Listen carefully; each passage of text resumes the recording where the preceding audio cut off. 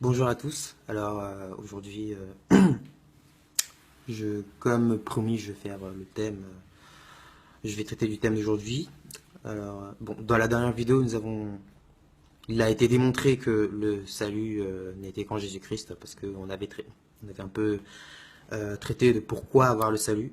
Et donc aujourd'hui, donc nous avons démontré que le salut était en Jésus-Christ, que en Jésus-Christ et en personne d'autre. Donc on peut être sauvé seulement en Jésus-Christ. Et aujourd'hui, le thème d'aujourd'hui, c'est qu'est-ce que la foi? Qu'est-ce que la foi en Christ? La foi en Christ, c'est quoi? Je resitue le contexte. Alors, dans le monde d'aujourd'hui, dans le monde religieux d'aujourd'hui, on remarque que Jésus est à peu près partout dans toutes les religions. Et il y a beaucoup de religions. La majorité des religions croient en Jésus-Christ. Quand on considère déjà les premiers, les chrétiens, mais aussi chez les musulmans attendent le retour de Jésus-Christ. D'ailleurs, les musulmans croient que Jésus était effectivement un homme sans péché, un homme parfait. C'est ce qui est écrit dans le Coran. Les témoins de Jéhovah croient en Jésus-Christ aussi. Ils croient que c'était un homme qui était vraiment puissant, que c'était vraiment un homme extraordinaire, que c'était un homme d'une sagesse parfaite. Pourquoi pas? Euh, et on le voit même dans certaines religions mystiques. Dans l'hindouisme, il y a l'idée d'un avatar divin. Un avatar divin. Donc ça montre que Jésus est à peu près dans toutes les religions. Et beaucoup de gens, la plupart des religions, même dans les sectes, certaines sectes croient en Jésus-Christ. Dans certaines sectes, ils utilisent aussi la Bible et ils croient en Jésus-Christ. Donc la question qu'on peut se poser, c'est effectivement, mais si le salut, comme je l'ai montré dans la dernière vidéo, si le salut n'est possible que par le nom de Jésus-Christ, qu'on est sauvé, que par Jésus-Christ, et que effectivement à peu près tout le monde croit en Jésus-Christ, quel est l'intérêt d'être chrétien? La position chrétienne n'a pas de sens, puisque la position chrétienne est celle qui croit effectivement en Jésus-Christ, qui a foi en Jésus-Christ. Mais on vient de démontrer que toutes les religions, à peu près toutes les religions, la majorité des religions croient en Jésus-Christ. Finalement, être chrétien, ça n'a plus trop de sens, puisque tout le monde est chrétien finalement, si le nom de Jésus il est partout.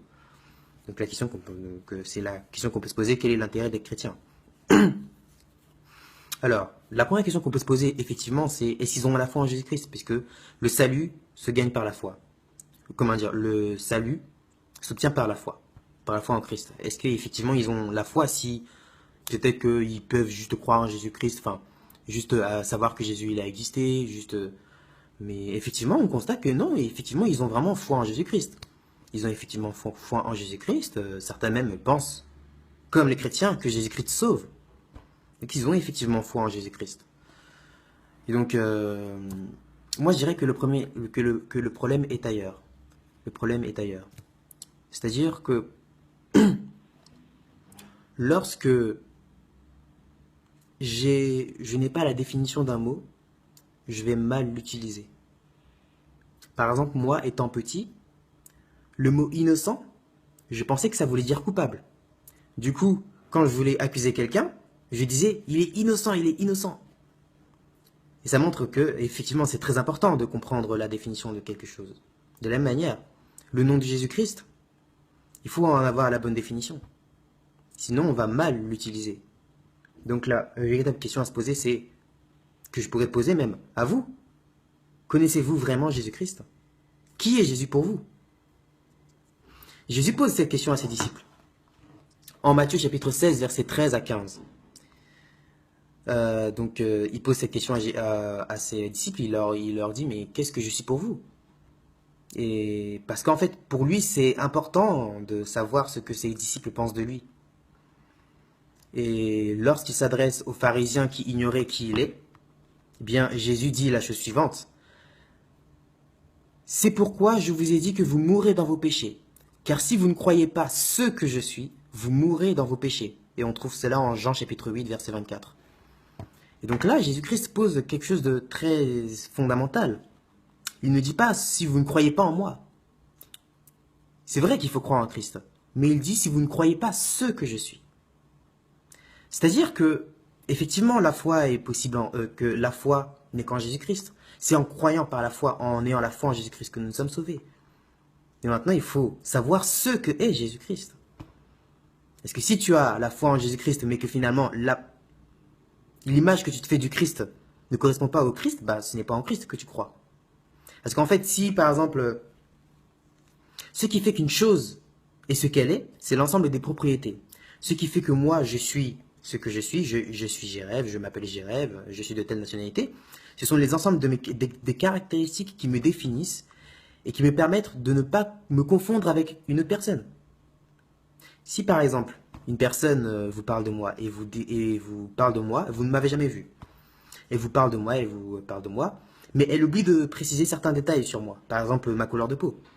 Eh bien, elle vous parle de moi et vous pourrez m'imaginer que je suis blanc, alors que je suis noir. Et donc, ce n'est plus moi. Vous voyez? Et c'est très important de savoir ce qui est Christ.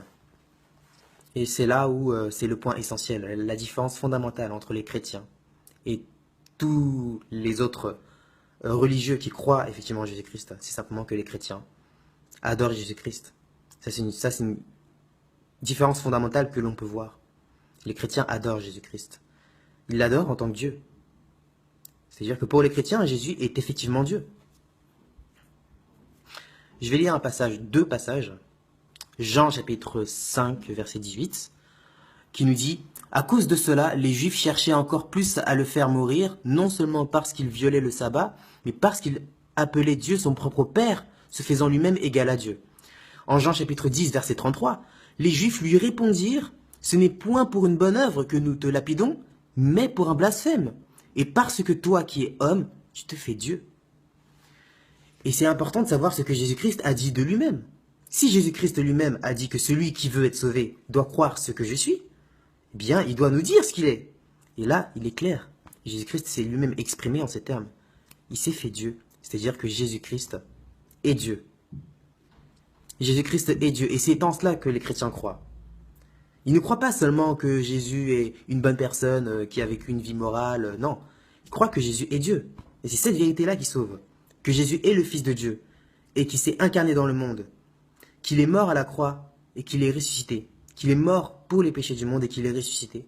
Et ensuite qu'il est remonté à la droite de Dieu le Père. Donc Jésus-Christ n'est pas, comme dans le Coran, n'est pas juste un simple homme parfait. Jésus est Dieu.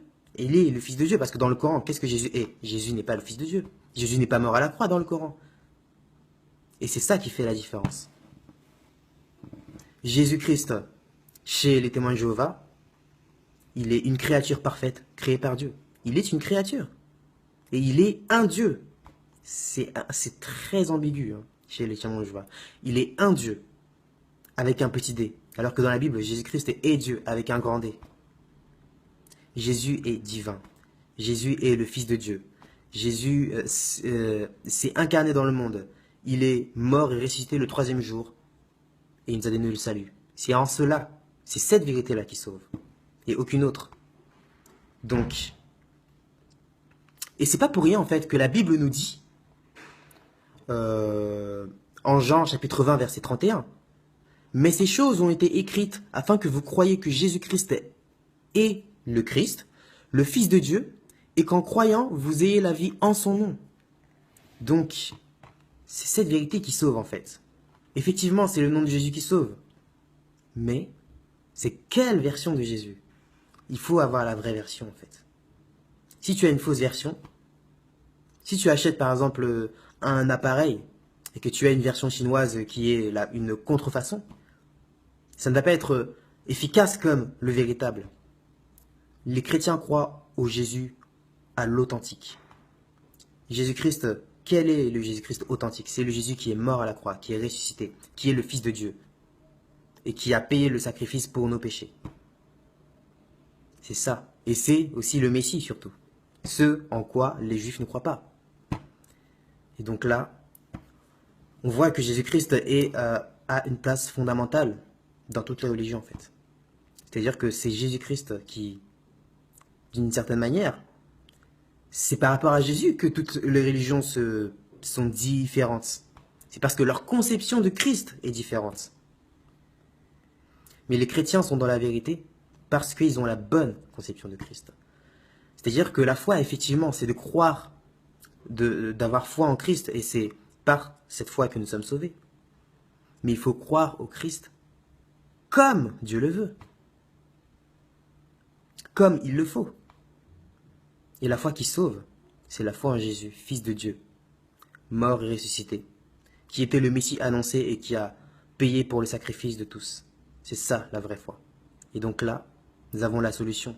Oui, beaucoup de gens croient en Jésus-Christ, mais n'ont pas la bonne, ne connaissent pas Christ et ne connaissent pas ce qu'il est, et n'ont pas la bonne définition de Christ. Donc voilà. Donc prochainement, nous allons étudier un autre sujet. Peut-être que nous allons aussi parler de Christ, bien d'un autre sujet.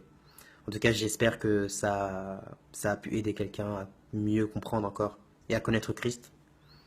Donc voilà, donc à très bientôt.